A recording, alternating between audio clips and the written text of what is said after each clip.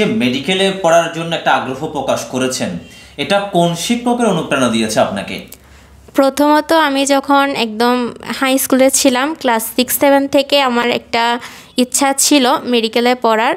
তো এটা যখন আমি এই যে ইন্টার ফার্স্ট ইয়ার উঠি, তখন ফাহাদ মেহমুদ ভাইয়ের কাছে আমি প্রাইভেট পড়তাম। তো উনি আমাকে অনেক অনুপ্রাণিত করছে যে না, আমি পারবো, আমি যে পারবো 1,36,000 মানুষের মধ্যেও যে আমার দ্বারা সম্ভব, ওইটা আমি আসলে ফাহাদ মেহমুদ ভাই আমার মাথার মধ্যে ঢুকাই দিয়েছে যে না, আমার দ্বারাও সম্ভব। তো ভাইয়ের কাছে আমি অনেক বেশি কৃতজ্ঞ। আর ভাই আমাকে আগে থেকে বিভিন্ন question bank, varsity question bank, তারপর মেডিকেল কোয়েশ্চেন ব্যাংক, এগুলার ভাই আমাকে আগে থেকে সলভ করেছিল, যার কারণে আমি অনেক অ্যাডভান্স থাকতে পেরেছিলাম। আপনি যখন জানতে পারলেন আপনি সরকারি মেডিকেলের সুযোগ পেয়েছেন, তখন আপনার মা বাবা এবং আপনার অনুভূতিটা কেমন ছিল?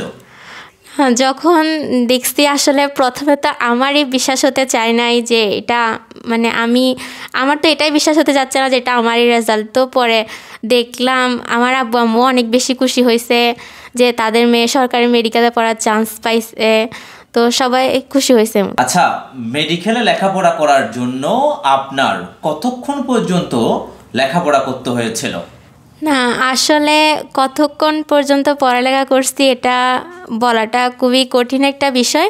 তবে এটা ঠিক যে আমি রাত 12টার পরে পড়ি নাই। আমি রাত 12টা পর্যন্ত পড়তাম, আবার সকাল উঠে পড়ার আমার অভ্যাস ছিল।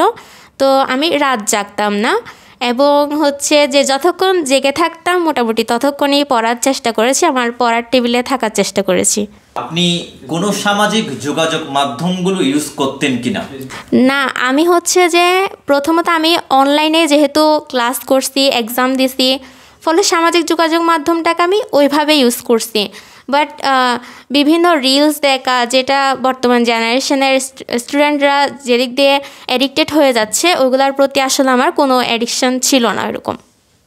আপনার ছোটবেলার স্বপ্ন কি ছিল? ছোটোবেলায় তো আমরা মোটামুটি সবাই মাই এম ইন লাইফে প্যারাগ্রাফের মধ্যে লিখে থাকি যে my aim in life is doctor. তো আমিও সবার মতোই আর কি ছোটোবেলা থেকে আমার ডাক্তার হওয়ার ইচ্ছা ছিল, এটাই।